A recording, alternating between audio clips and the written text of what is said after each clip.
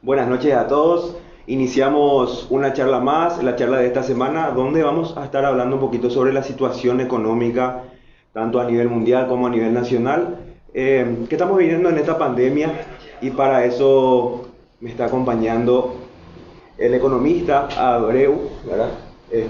Joshua Abreu, comisionado de la Comisión Nacional de Valores, ¿verdad? Así es.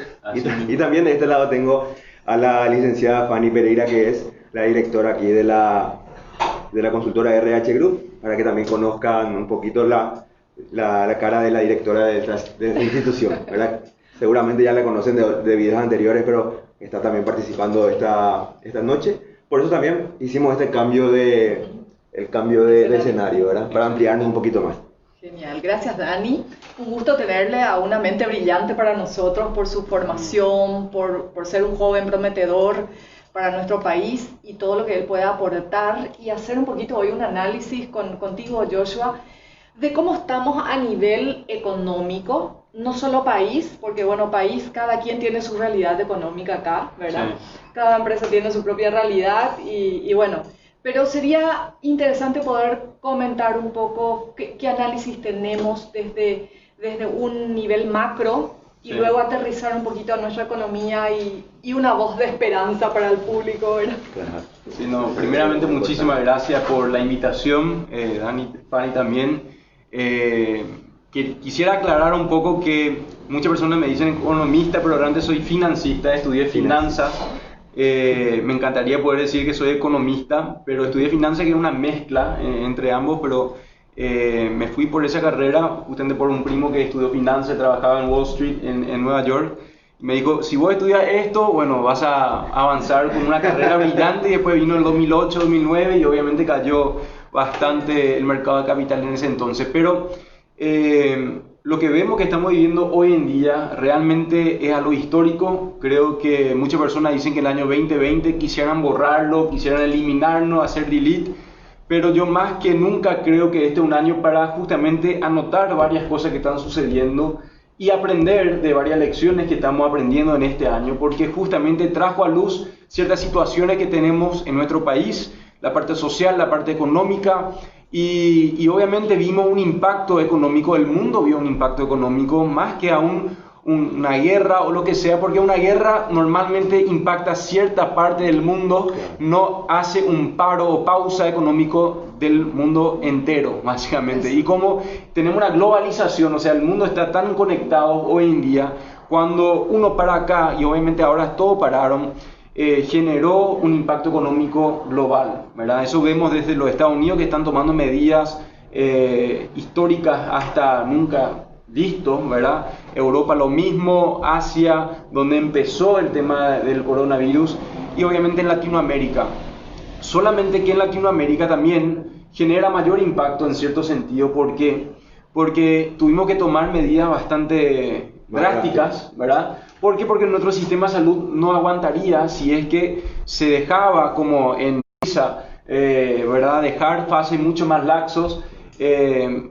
Obviamente acá en Paraguay no tenemos el sistema de salud que quisiéramos tener, y eso obviamente teníamos que prevenir para que obviamente no tengamos muertes masivos, y eso obviamente daña la sociedad, tiene perjuicios económicos también, y entonces yo creo que las medidas que se tomó al inicio de marzo fueron medidas preventivas, prudenciales y obviamente acertadas, así mismo es. Esa decisión que se tomó de priorizar la salud antes que la economía, porque era más que nada una decisión que implicaba o poder sobrellevar esta pandemia a nivel de salud para que el impacto no sea fuerte, pero se tuvo que apostar por pausar la economía, sí. Pausar el movimiento económico. Es que para mí cuando hablamos salud, tipo cuando habla del uno no puede hablar del otro, en el sentido, si no tenés salud, también la gente está enfermo, tiene problemas familiares, están enterrando a hijos, a padres, y eso obviamente genera un perjuicio económico también. Entonces, no veo que si dejamos y el sistema de salud tenía sobrepasado, que eso no iba a tener su perjuicio económico también, no es que todo iba a mantener un status quo. Claro. Porque yo creo que también hablamos de un tiempo que se dio dentro de una cuarentena para tomar medidas. Obviamente, yo creo que se podría mejorar las medidas que estamos tomando en el sentido de mejores compras de materiales, de insumos de salud, las construcciones en diferentes cosas, pero hay mucho por hacer. Bueno, a eso nomás quería empezar a mencionar que la pandemia en Latinoamérica dio luz a lo que es el estado actual en Latinoamérica, ¿verdad? Que necesitamos mejorar nuestro sistema de salud, que necesitamos mejorar nuestro sistema educativo, que necesitamos mejorar la infraestructura, que necesitamos mejorar muchas áreas. Puso en evidencia. Así mismo es. Entonces, yo creo que este año 2020 no es un año para borrarlo, sino que para recordarlo y de acá usar como una plataforma para ahora tomar medidas que se tienen que tomar, ¿verdad? Es un año de mucho aprendizaje, eso sí. Así mismo es. No solamente a nivel mundial, a nivel país y a nivel familiar también. Totalmente. Exacto. Totalmente. Esta crisis también entonces te moviliza y te hace de cierta manera aprender de esta situación, ¿verdad? Que si no fuese por la pandemia, cosas no se iban a poder revelar. Totalmente. Lo que vimos es que, en primer lugar, ¿cuál es la situación de Paraguay y la región? Eso sería interesante reflexionar y analizar un poco. La región, obviamente, está muy impactado, pero lugares como Brasil, Argentina, inclusive Chile, que normalmente Chile es un país muy desarrollado fiscalmente, se ve como un modelo, el Banco Central también es un modelo que se mira mucho, pero vemos que Paraguay está posicionado en un lugar muy interesante para recuperarse de esta pandemia versus nuestro vecino. ¿Y por qué? Uno, por la política fiscal que se tenía, o sea, nuestra regla de responsabilidad fiscal era 1.5 del déficit, no endeudarse sobre demás, teníamos cerca de 23-24% del PIB, una deuda versus el PIB, versus países como Argentina que están más del 100% endeudados, lo mismo Brasil y otros países que no tienen los niveles, o sea, tienen niveles mucho superior en deuda versus Paraguay. Ahora, ¿qué nos da a nosotros eso? Nos da un colchón para tomar medidas. Básicamente, hay una pregunta que se debería hacer, es ¿cuándo me conviene tomar deuda y cuándo no me conviene tomar deuda? ¿Verdad? Sí, sí. Y eso es lo que hace un país y lo que hace una empresa. Son dos cosas diferentes y eso es importante también entender que son dos cosas diferentes. Porque la recaudación y la vida es diferente.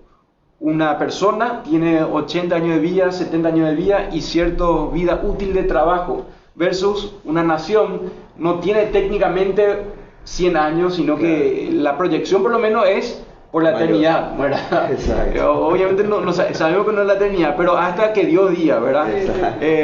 Y ahora, eso hay que entender, que cuando yo analizo en este momento mis finanzas personales como familia, si me debería endeudar o no endeudar, la pregunta es ¿qué proyecto tenemos? ¿Verdad? ¿Qué proyecto? Si voy a usar esto para, no sé, viajar a China, hoy no es un buen momento para viajar a China, ni un viaje, tomar una deuda para un gasto superfluo, sino que ver si yo voy a invertir esa plata dentro de un proyecto que me va a ayudar a producir aún más, o invertir en algo como un activo que me va a ayudar a mantener cierta solidez familiar y obviamente un crecimiento dentro de un ámbito como de una casa. Por eso AFD, hoy en día, por ejemplo, Agencia Financiera de Desarrollo, parte del desarrollo social es que cada persona pueda tener un hogar para justamente generar solidez social para luego mejor trabajo y mejor educación y demás. Ahora, por eso cuando uno empieza a analizar la deuda es ¿qué vas a invertir? O sea, ¿qué vas a usar ese capital que sacaste para invertir? Y obviamente hoy en día deberíamos analizar los proyectos de inversión. Yo siempre digo un nivel superior de cierto por ciento de deuda no es sano. Obviamente yo no voy a sacar 100% de la deuda para invertir en todo si yo sé que va a ser muy difícil pagar esto con la proyección de flujo, inclusive con contingencias que yo puedo tener dentro de ese proyecto. Debería ser un nivel que es sano, ¿verdad? Ahora no puedo dar una regla que es 2:1 versus patrimonio o 1:1 versus patrimonio. No hay una fórmula exacta. No hay una fórmula exacta porque depende del proyecto, ¿verdad? Pero obviamente yo siempre trato de mantenerme por la prudencia. Yo antes estacionaba autos, yo construía piletas, cortaba pasto, era jardinero y trataba de ahorrar a la par para luego no solamente endeudarme para hacer algo, sino que nunca dejaba un trabajo para empezar otro. Trataba de trabajar y luego seguir emprendiendo. No sé si me explico. Claro, claro. Porque de esa manera, si esto no funciona, puedo recaer sobre algo todavía que tengo acá. Tener ese segundo plano. Así es, el segundo plano. Es muy importante. Ahora, cuando hablamos de la deuda para gasto superfluo, nunca es sano. Y eso especialmente hablamos también para el gobierno. Cuando el gobierno se quiere endeudar para pagar salarios, no es bueno. Cuando el gobierno quiere sacar deuda para hacer algo que no va a generar mayor productividad o que no va a hacer algo que va a ayudar a generar formalidad y demás, y la infraestructura, ahí hay que analizarlo dos veces, ¿verdad? Lo que sí a veces la gente no entiende y es interesante llevar adelante esto es que una nación siempre mantiene un nivel de deuda. No es que yo voy a hacer este proyecto y luego voy a pagar todo y eliminar, porque no son como nosotros. El gobierno es, bueno, no hay un fin de proyecto. Siempre uno arranca, otro termina, otro arranca, otro termina, y por eso un nivel de deuda es lo que se analiza. No es un monto, es un nivel. Entonces, comparado con cuánto tienen ingresos o cuánto tengo en producción versus el nivel que estoy ahora manteniendo. Y por eso deberíamos entender que justamente, como dije, Paraguay si es que tiene 24, 25, 26% del PIB en deuda, comparado con otros lugares, tenemos margen todavía, pero ¿en qué vas a invertir eso? Claro. Porque, Para explicarle un poquito a la audiencia, sí, que de pronto algunos pueden saber, pero en su mayoría no sabemos, ¿qué es el Producto Interno Bruto y cómo se calcula? bueno, ¿sí? el ¿Cómo producto... hallamos ese valor? Sí, el Producto Interno Bruto obviamente trata de calcular cuánto es la producción de lo que se genera dentro de la nación. Eso tenés el gasto del gobierno, tenés la inversión privada, tenés la exportación menos las importaciones. ¿Por qué? Porque obviamente cuando vos exportás viene dinero adentro y cuando vos importás es lo que vos estás gastando tu plata, digamos. Entonces es una suma de lo que se pudo producir dentro de eso y eso se mantiene como un cálculo de un nivel de crecimiento, pero hay muchos economistas que te van a decir no es el mejor cálculo porque vos podés tener un cálculo enorme en el Producto Interno Bruto, pero tener una cantidad de desigualdad enorme también. O sea, tener pobreza, claro, que vos podés estar diciendo estamos creciendo, pero la pobreza aumenta o la desigualdad aumenta. Un sector de tu población es la que crece. Así es. Y eso obviamente tenemos que mantener dentro de un balance. Y por eso, cuando el gobierno trata de invertir, y eso creo que la pandemia lo que demostró en Paraguay, es que hay una desigualdad tremenda en el Paraguay. La pandemia no le afecta a todas las clases sociales, ¿verdad? O sea, le afecta al rico, al pobre, al doctor, a todos, ¿verdad? Al doctor que falleció de coronavirus. Vimos que le afectó a todos, pero no le impactó igual a todos. No sé si me explico. Sí. ¿Por qué? Porque una persona que tiene un seguro médico privado se puede cuidar de otra manera. Otra persona que tenía un colchón de ahorros no está desesperado como la persona que perdió el trabajo y ahora no tiene dónde vivir y tiene que ir y depender de familiares, de diferentes personas. O sea, deberíamos entender que esta pandemia le afecta a todos, pero en diferentes maneras. Sí. Y eso, la desigualdad es a lo que obviamente deberíamos tratar desde el gobierno, tratar de cerrar esa brecha, tratar de dar un seguro social igual para todos, tratar de generar mayor formalidad y disminuir la informalidad. Y a eso voy también. La informalidad es lo que realmente impacta en mayor nivel en toda Latinoamérica este tema de la pandemia. En Paraguay, como vimos, cuando vos querés los préstamos del FOGAPI, ¿verdad? Del Fondo de Garantía del PYME, ¿verdad? Vos para acceder a eso necesitas una cuenta bancaria, pero mucha gente no tiene cuenta bancaria. Recurren a familiares o recurren a usureros o recurren a otra fuente de financiación que es mucho más alto. Y cuando yo quiero financiar un proyecto pero me están cobrando 10% diario, 40%. Sí, pero 10% de diario es decir, si yo saco 100.000, al final del día tengo que pagar 110. Sí. ¿Cómo yo voy a mantener un ahorro de esa manera? Sí. Estamos hablando de cerca, si tenés 220 días en el año, estamos hablando de 2.200% que está pagando. Es una locura, imposible pagar eso. Pero es la única alternativa que tienen. Es la alternativa que tienen, así mismo es. Y por eso deberíamos tratar de generar mayor formalidad, abriendo diferentes maneras y mecanismos para que puedan formalizar el sistema financiero. Sí. Eso por un lado. Después tener el sistema de salud.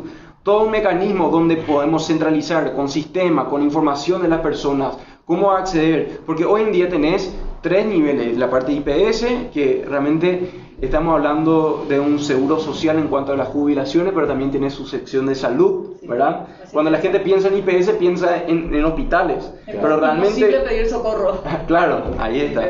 Pero realmente el espíritu detrás de IPS también es un seguro social en cuanto a una jubilación para la persona. Y ahí obviamente vemos, está la parte de IPS, tener el Ministerio de Salud, ¿verdad? Toda la parte del sector público, y después tenés todos los seguros privados y los hospitales privados.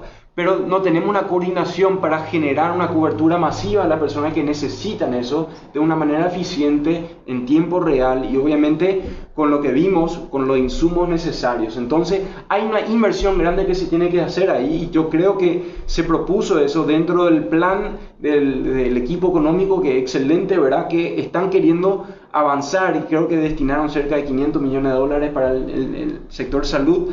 Pero eso obviamente necesitamos tratar de gestionar eso, ¿verdad? Activar y no gastar, sino que invertir eso. Entonces hay mucho por hacer, y yo creo que así como mencionamos, si es que nos vamos a endeudar, que sea una deuda inteligente en cuanto a obra de infraestructura, ayudando a disminuir la desigualdad, ayudando a cubrir mayormente a un sector que está en una posición muy vulnerable en este tiempo, y obviamente creando la infraestructura que necesitamos para generar la producción. Sí. Cuando empezó esta pandemia, la alternativa que se sugirió fue quiten créditos. Las microempresas, ¿cómo pueden subsistir? Y bueno, está el Banco de Fomento, que podrían darnos créditos blandos. Créditos con meses de gracia. La mayoría de las microempresas se encontraron con esto que mencionabas, que no estaban bien en sus impuestos, ¿verdad? No tenían la suficiente facturación. Por ahí tenían antecedentes negativos en pago de préstamos, y bueno, mucha gente no pudo acceder a eso. Pero bueno, como decís, no podemos endeudarnos para sostener meses pagando salario. Entonces bueno, ahí se dio el tema de la cantidad de desempleos, de contratos suspendidos, y ahora al pasar los 3 o 4 meses ya no suspenden contratos, sino directamente rescinden. Escuchamos reportes de más de 120.000 personas que fueron rescindidos de sus contratos. Entonces, hablar hoy de economía es sumamente importante, porque se vienen momentos un poco más difíciles, que implica que nosotros tenemos que pensar cómo salir de esto, ¿sí? Y cómo salir, creo que así como todos nos ayudamos a no contagiarnos, también tendríamos que ayudarnos a salir adelante, ¿sí? Pero siempre nos hace falta un asesoramiento técnico, ¿sí? Por ahí yo tengo toda la buena voluntad de emprender un negocio y me sale bien la empanada y empiezo a hacer empanadas y vendo, pero resulta que con el afán de vender toda mi empanada no estoy recuperando mi costo total, porque no calculé el gas, porque no calculé un montón de gastos que implicaba elaborar esas empanadas. Entonces por ahí nosotros, haciendo todos estos análisis macroeconómicos, microeconómicos y entrando a las finanzas personales, queremos ayudar a la gente, a la población, a pensar y repensar qué puedo hacer. Y ahí es que necesitamos ayuda. Sí. Nosotros tenemos la buena onda de poder ayudar, pero no las técnicas económicas. No. O sea, yo creo que las técnicas económicas, gracias a Dios, en Paraguay se están avanzando, pero sí, son la parte del día a día que muchas personas necesitan educación financiera, necesitan saber cómo calcular, hacer un estado financiero, estado de resultado, balance, demás cosas, porque esos son las herramientas que te ayudan a analizar tu empresa, a ver si realmente estoy ganando dinero o no estoy ganando dinero. Muchos emprendedores hacen lo malo que están haciendo porque siempre hicieron, pero no saben si realmente están generando dinero. Sí. Porque es un giro y ven plata, pero al final dicen, pero no me estoy convirtiendo rico. ¿Qué es lo que está pasando? Sí. ¿Verdad? Y no tienen la transparencia que necesitan, y por eso muchas veces tenemos que parar la pelota un poco y ver qué realmente estoy haciendo, y orden. Por eso hablo de la formalidad, es algo que te ayuda mucho. La formalidad justamente te maneja no en 2 balances, sino que en un solo balance, ¿verdad? Para analizar tus números, para ver, bueno, dónde estoy. Y con la formalidad, justamente, el gobierno, cuando quiere ayudarnos, es muy difícil ayudar cuando uno es informal, porque no tiene la información, está el lavado de dinero, está tirando dinero, y está el subsidio versus la inversión y la ayuda, ¿verdad? Y yo creo que en este momento, así como vimos con Tubo, vimos con varios planes, está excelente y necesitamos también ayudar a las personas que perdieron trabajo y hoy en día no están en el sistema formal, ¿verdad? Porque son las personas más vulnerables y no es su culpa, no es por decir, no es tu culpa que vos estás trabajando informal. Realmente es un sistema que tenemos que también ayudar a facilitar los procesos para que ellos puedan ingresar a la formalidad, para que ellos puedan abrir una cuenta bancaria, para que ellos puedan tener una parte dentro del sistema de salud, IPS, etcétera, etcétera. Y eso todo trabaja dentro del sector privado y obviamente del sector público. Así mismo. Pero eso, no quiero satanizar el sector público porque también el sector privado muchas veces decimos, bueno, yo estoy como empresario, tengo 20 empleados, demasiado caro para IPS, vamos a ir por este lado y te voy a pagar así nomás, ¿verdad? Y eso tenemos que entender, realmente lo que estamos haciendo es un perjuicio, no solamente a ellos, a nosotros también. Sí. Entonces, porque es una economía general. Sí. Y eso justamente, cuando hablan de Paraguay, dicen que estamos entre los más informales de la región, eso es muy fuerte, porque igual, lo que yo siempre digo es, si vamos a tener una recuperación, todo bien, comparado con Argentina, comparado con Brasil, comparado con Perú, etcétera, etcétera, pero ¿cómo vamos a salir de acá? O sea, ¿cómo nos vemos acá a 10 años, a 5 años? Y deberíamos vernos no solamente tratando de ganar plata para nosotros, sino que ayudando a las familias que nos llevaron al empresario a llevarnos adelante, porque si yo le pago fuera informalmente, a él le estoy perjudicando y a lo largo me estoy perjudicando a mí también, porque cuando viene una crisis y le quiero ayudar a estas personas, no van a poder. Sí. Y eso tenemos que entender, que hay ciclos, y hay buenos momentos y hay malos momentos, pero para ser sostenible en el futuro, deberíamos ayudar a todas las personas que me rodean, a mí. Entonces... Bueno, mucha gente se estará preguntando, no cómo me veo en 5 años, cómo me veo en diciembre. Así es. Entonces, ¿qué les podemos decir? Ahora estamos empezando a salir a la calle, pero hay muchos que ahora recibieron las comunicaciones de que están suspendidos. ¿Qué voz de aliento o apoyo podemos transmitirles en el sentido económico? ¿Cómo podría verse de aquí a diciembre? Bueno, yo te puedo decir, la luz es que Paraguay está mejor que otros lados. Muchos informes hablan que Paraguay para el 2022 va a llegar a los niveles del 2018 de vuelta, pero dicen que el promedio de la región para el 2025 va a llegar a lo que fue el Producto Interno Bruto del 2015.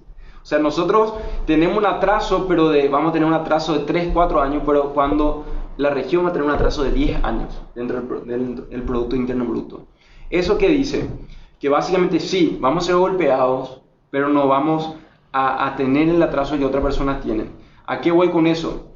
Que si perdimos el trabajo, si estamos en una situación difícil, deberíamos tratar de innovar en este tiempo, deberíamos tratar de afilar nuestro hacha, así como siempre dicen, ¿qué yo puedo hacer para aprender algo nuevo, para justamente girar? Porque muchas veces nosotros estamos yendo por un camino, pero ahora es un momento para hacer un giro y capaz por otro camino paralelo o perpendicular, un giro completo, ¿verdad? Si yo estaba, por ejemplo, vendiendo, agencia de viaje, que hoy en día fue el lugar que más fuerte fue golpeado, ¿verdad? No sé si era un chiste o qué fue, pero dicen que ahora es un agente para sepelios, ¿verdad? ¿Ah, sí? Pero a lo que voy es, un agente de venta de seguro médico, porque vos ves dónde hay mayor demanda ahora y dónde está impactado y te va de un rubro a otro rubro, ¿verdad? Tratando de analizar y tratando de ver dónde se puede crear oportunidades. Sí. Y eso yo creo que en este momento tenemos que ser innovadores, tenemos que ser solidarios, tenemos que aprender, tenemos que ver en este momento nuevas herramientas que nos van a ayudar a ir a otro nivel. Una de las mayores críticas que Paraguay tiene cuando queremos tratar de atraer inversores extranjeros es la capacitación de la mano de obra en Paraguay, ¿verdad? Que la mayor cantidad de exportación de soja, de esto, lo otro, pero es la materia bruta, ¿verdad? La materia prima. Pero obviamente para llegar a procesar necesitamos también otra herramienta. Tenemos que tratar de capacitarnos aún más, ir profundizando aún más para generar mayor valor. Y yo creo que ahora en este momento en Paraguay tenemos que aprender cómo generar mayor valor. Si yo estaba vendiendo un producto, ¿cómo puedo utilizar eso para generar mayor valor? ¿Cómo yo puedo? Porque hay miles de oportunidades que existen, sí, pero solamente necesitamos la visión para poder ver eso en cada lugar, ¿verdad? Entonces no es una hora mágica, abrir tu sitio web o hacer tu aplicación, sí, o no sé, empezar a vender empanadas, ¿verdad? Pero en donde vos estás, empezar a ver dónde hay oportunidades, cómo puedo avanzar o agregar valor en algún lugar, ¿verdad? ¿Cómo te podés diferenciar de la otra empanadera, ¿verdad? Claro. O simple como tapaboca, empezar a hacer tapaboca, pero ahora con el equipo de Cerro, Olimpia, Guaraní o lo que sea, empezar a agregar valor o hacer algo diferente, ¿verdad? Totalmente. Eso yo creo que bueno, es algo nosotros importante. Como RH apuntamos mucho a la capacitación, al entrenamiento. Los seguidores saben que permanentemente estamos en eso. Ya el año pasado estuvimos con unos videos con Adri, donde instábamos a mejorar los entrenamientos, las competencias, a fin de que podamos ser más competentes. Sí. ¿Qué significa? Que yo pueda destacarme en relación al resto, que mi producto pueda ser mejor, que en el momento que vengan inversores me puedan contratar a mí. ¿Por qué? Y porque me destaco en esto y esto, me capacité en tales y tales cosas. No que llegue el inversor, llama a la entrevista y vos qué sabés hacer y lo que usted quiera. No, yo tengo que saber qué sé hacer. Sí. Y si algo no sé, puedo aprovechar ahora este tiempo. Yo me inscribí ahora en clases de inglés, porque bueno, es una de mis debilidades, no sé de inglés. Entonces, bueno, es el tiempo, estamos encerrados, pero puedo practicar inglés online, ¿verdad? Entonces hay muchas otras competencias que podemos ir desarrollando en este lapso de tiempo. ¿En qué me va a ayudar? A que yo pueda ser contratado por alguien que está viniendo a invertir acá, o en que yo pueda emprender algo nuevo, ¿sí? Si tengo que decir, bueno, ¿en qué me puedo enfocar ahora y producir algo? ¿Qué me gusta? ¿Qué está necesitando el mercado? ¿Sí? No es tampoco empezar a hacer lo que todo el mundo hace. Todo el mundo empezó a hacer tapabocas. Genial. Todos necesitamos y vamos a necesitar por mucho tiempo. En todo caso, pensar, ¿cómo puede ser distinto mi tapaboca? ¿Por qué comprarían el mío y no el tuyo? ¿Sí? Entonces, por ahí apostamos a esto, a poder apoyarte a vos que estás escuchando, a que mejores, a que tu economía también mejore, a que tengas una voz de esperanza de que puedo salir adelante. No todo es malo, no todo es impedimento. No tengo capital, pero bueno, ahí sí puede ser de que yo pueda empezar con un capital que alguien me pueda prestar, ¿sí? Sí. Ahora, ¿cómo hago para mantener ese capital e ir haciendo crecer? Eso es muy importante, uno, porque la persona dice, si yo tengo la plata, ahí todo se va a solucionar. Y no es así. La realidad es que muchas veces el buen proyecto atrae capital. Y eso hay que entender que cuando tenemos el proyecto, cuando tenemos la visión, no es solamente una idea, sino que escrito, por lo menos poder explayarse. Eso yo creo que se aprende, no es que uno nace sabiendo explayarse y hacer negocio, no. Eso hay que aprender a escribir, hay que formalizar, hay que poner dentro de una estructura y ahí obviamente cuando vos presentás eso, es mucho más fácil acceder a ese capital, por lo menos a un banco, una cooperativa o donde sea, que hay otras plataformas que hoy en día se pueden ver para acceder a capital, ¿verdad? E inclusive hoy en día no quiero promocionar un centro de lugar, ¿verdad? Pero hay diferentes mecanismos para acceder a capital, sí. Pero yo siempre digo, empezá pequeño. Sí. No trates de conquistar el mundo y decir, mira, esto es un proyecto de $1 millón. No, sí. Empezá con 1 millón de guaraníes. Empezar con algo y después expandir de ahí, porque vas a aprender mucho de la primera inversión, vas a aprender mucho de los fracasos, vas a aprender mucho del intento, de la ida y vuelta del primer producto, lo que vos pensabas que iba a ser el producto, había sido 1000 productos después, ese era lo que necesitaba hacer. Entonces es un aprendizaje y así como mencionaste, cuando tenemos derrotas, no quedarnos ahí caídos, sino que levantarnos y ir adelante. Porque el hecho que cuando yo caigo es simplemente un aprendizaje dentro del plano para seguir levantándome. Entonces, eso deberíamos tratar de ayudar a las personas justamente con herramientas para poder ir avanzando, cómo desplayarse con la educación financiera y obviamente motivándoles para seguir adelante porque capaz en el primer intento no funcionó, capaz en el intento número 50 no funcionó, pero nunca le vimos a nadie que intentó todas las veces y que fracasó. O sea, eso sí o sí, yo creo que una persona que es perseverante va a salir adelante. Así mismo. El tiempo de espera de que un proyecto uno implementa y le va bien, ¿en qué lapso de tiempo?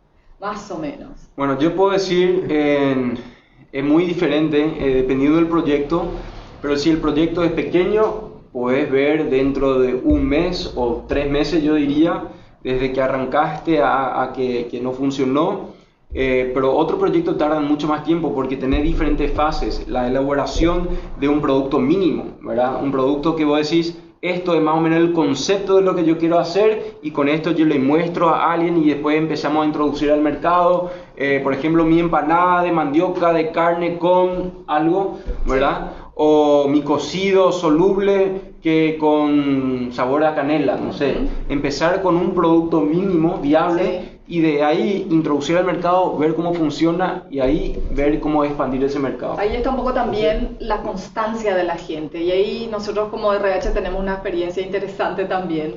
Cuando abrimos fue en época en que todos los bancos cayeron. Yo estuve en el banco también, me quedé fuera, ¿verdad? Mi banco se cerró y el tema, ¿qué vamos a hacer? Entonces, después de algunos trabajos, dijimos, bueno, con 2 compañeras, ¿por qué no abrimos una consultora? ¿Por qué tenemos que ser contratados por otros? Y a mí particularmente me dijeron, vos estás loca, ¿por qué no buscas trabajo? Y emprendimos con un pequeño crédito que sacamos de la cooperativa universitaria. Bueno, fuimos usando ese capital un año no funcionó como queríamos, se abrieron mis socias y bueno, vamos a tener que cerrar. Cuando llegamos a los 1 año, empezó una empresa a contratarnos, pero así bien, que ya nos pagó por adelantado en dólares. Entonces, uno dice, ¿cuánto tiempo tengo que esperar? Y si yo tuviese que dar esa recomendación, 1 año. Claro. ¿Sí? Entonces, no es cuestión de desanimarse muy pronto. ¿Sí? Es cuestión de persistir, es cuestión de seguir golpeando, de mejorar tu producto, de golpear las puertas, ¿sí? Y en todo lo que uno pueda ir en ese lapso de tiempo, insistiendo, mejorando, eso te va a ayudar a que te vaya bien cualquier emprendimiento. Y es importante tener algo, según lo que estamos escuchando acá, que tener algo concreto para poder presentarlo, para poder atraer esa inversión inicial, ¿verdad? Y sobre todo también tratar de planificar o proyectar también esas contingencias que pueden llegar a tener el camino, ¿verdad? Entonces, no es tampoco que al primer tropezón se cierra todo, sino que saber que esa es una contingencia y que pueden haber otras oportunidades. Eso también es importante de analizar una vez que... La historia de Tesla es muy interesante. Tesla con Elon Musk, que el emprendedor ahí, realmente tuvo años de pérdida. No ganaron plata por muchísimo tiempo. Y ahora, hoy en día, es la fábrica de autos con más valor que tiene. O sea, claro, comparado en este caso, con la innovación que presentaba ese producto era algo... La perseverancia, la confianza en su producto, claro, y cómo el producto se fue cambiando y remodelando, y hoy en día tratan de hacer el auto eléctrico masivo, ¿verdad? Y eso yo creo que justamente uno capaz, cuando sabe que su producto va a revolucionar. Ahora, si te digo, si tenés tu stand de empanada en una esquina, en un lugar, y nunca vendiste nada por 1 año, hay que repensar el producto o la ubicación, ¿verdad? Hay que saber qué es lo que no está funcionando y ajustar eso. Por eso es importante tratar de reinventarse, innovar y también analizarse. La gente muchas veces no le gusta autoanalizarse, le gusta culpar a otro por lo que está sucediendo, pero también hay que autoanalizarse. Sí. ¿Qué está sucediendo? ¿Por qué no está funcionando? Sí. A eso también queríamos apuntar hoy. De pronto, sí, hay errores que cometemos como país, pero también hubieron aciertos, pero no podemos estar culpando todo el tiempo y evitar el que yo pueda emprender en forma particular. O sea, no por todo tiene que tener la culpa el país, porque están robando, porque no me ponen esto, porque no me ponen lo otro. ¿Y yo qué estoy haciendo en forma personal? ¿Yo cómo estoy aportando? ¿Solamente quejándome o esperando recibir una ayuda? Sí. Entonces ahí hay que pensar un poquito. Está bueno, el Estado nos debe ayudar, pero también nosotros tenemos que agarrar la azada y ponernos a trabajar. Tomar ¿sí? la iniciativa, ¿no? Claro, no todo el tiempo, sí, pero el sistema no funciona, sí, pero están robando, sí, pero esto, sí, pero lo otro, ¿verdad? Y nos quedamos como atascados y no genera un clima positivo, más bien nos estamos llenando como de negativismo todo el tiempo, incluso hasta las criaturas escuchan, ¿verdad? Y tu clase virtual es un desastre y ellos están escuchando, ¿verdad? Entonces, ¿con qué ánimo se van a conectar? Sí. Entonces, por ahí nosotros como padres tenemos que tratar de cuidar esos detalles, ¿sí? Hoy no tenemos mucho, pero tenemos para compartir algo. Bueno, dupliquemos nosotros de alguna manera, instemos a los niños también a valorar. Tenemos manera de conectarnos, todos se conectaron, porque finalmente en ciertos lugares muy alejados, por ahí ya están dando clases y buscaron la manera. Entonces, acá en la ciudad, ¿cómo no van a poder? ¿Sí?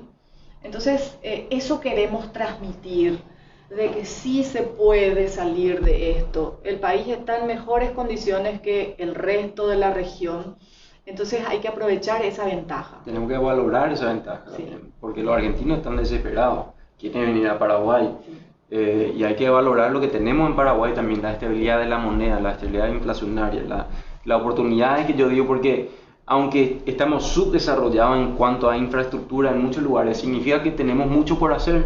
Ese mucho por hacer significa que hay mucho trabajo por hacer, lo cual significa que hay que poner mano a la obra, ¿verdad? Muchas veces no va a ser el trabajo que yo quiero, porque a veces el trabajo que yo quiero es estar detrás de una computadora o lo que sea, pero significa que necesitamos mano de obra en la parte de infraestructura, la parte de producción, la parte agrícola, la parte, lo que sea, ¿verdad? Y significa que muchas veces voy a tener que aprender algo nuevo. Pero lo bueno de Paraguay es que tenemos mano de obra joven, ¿verdad? Comparado con Uruguay, comparado con diferentes lugares donde no podemos reinventar. Es muy difícil reinventarse a los 90 años, ¿verdad? Pero una persona que tiene 30, 40 años todavía tiene lugar, 50 años, tiene lugar 60 años para reinventarse. Yo digo eso porque es cierto. Y realmente nunca es tarde para reinventarse, pero hace un poco más fácil cuando... uno es más joven. Así es, uno es más joven. Así bueno, es, también claro. con el virus eso es interesante y alentador porque bueno, le tomó a una franja de gente joven que se está recuperando fácilmente. Pero bueno, no hay que descuidar a la población que sí necesita mayor cuidado.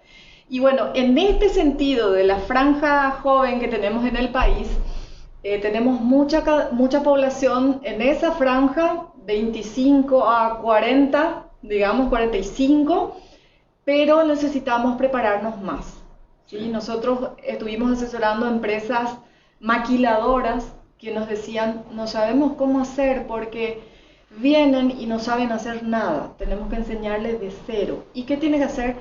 Doblar sábanas. Y yo he visto, le enseñaba 1000 veces y no lograba doblar en forma para meter en una... Sí. Entonces, necesitamos entrenarnos, necesitamos no solamente estar escuchando música todo el día. La disciplina.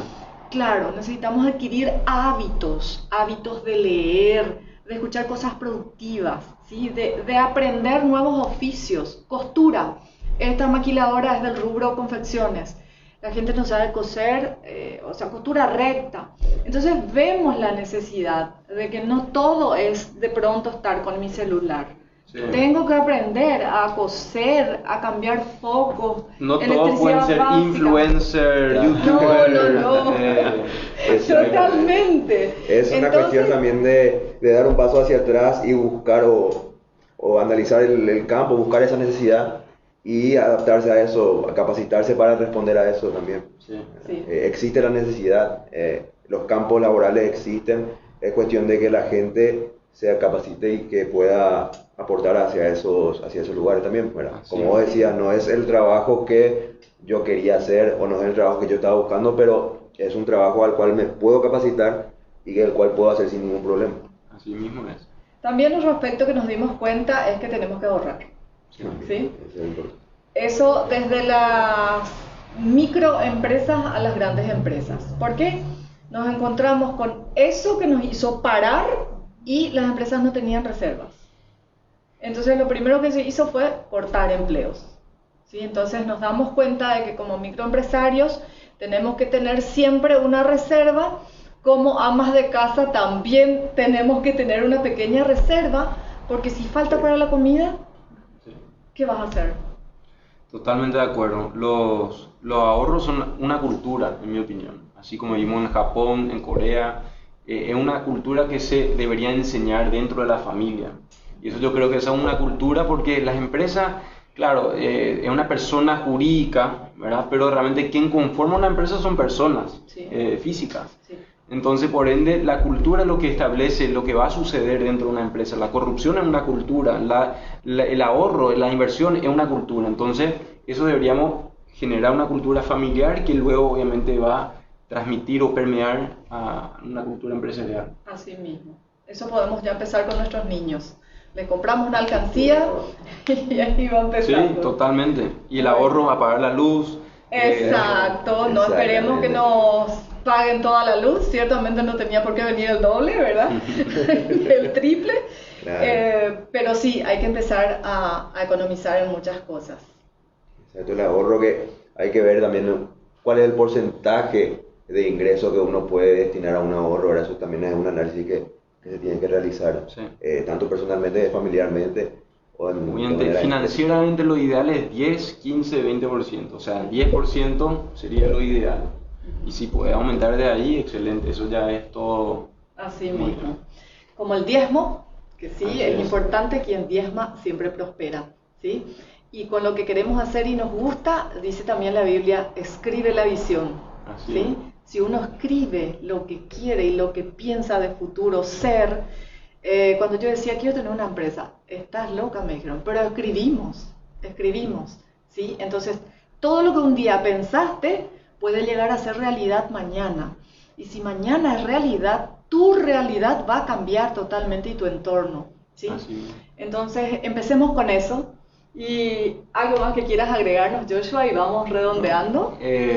Para terminar, quisiera obviamente decir que lo más importante en este momento es la perspectiva que tenemos en la situación en la cual nos encontramos. Puede ser momentos muy difíciles, pero saber que vamos a salir de esto, saber que siempre va a haber una nueva oportunidad y eso es justamente un momento, analizar qué debería hacer en este momento.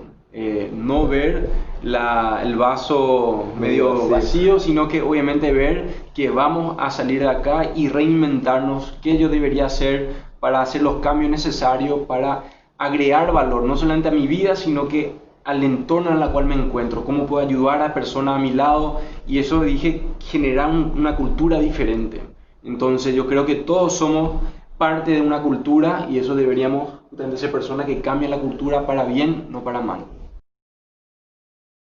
Excelente. Bueno, muchísimas gracias por acompañarnos hoy. Fue un gusto realmente. Igualmente. Un placer compartir. Gracias, gracias, Dani, por muchas invitarnos. Sí. Muchas gracias. Y por gracias a la estar. audiencia. Nos vemos el próximo miércoles, ¿sí? Si Dios quiere, sí. Así que muchas gracias. Compartan el video. Igualmente, si no pudieron ver el inicio, va a estar en la plataforma de RH Group. Así que les invito a pasar por ahí también para ver el video en su totalidad. Si Dios quiere, será hasta una próxima semana. Así que muchas gracias.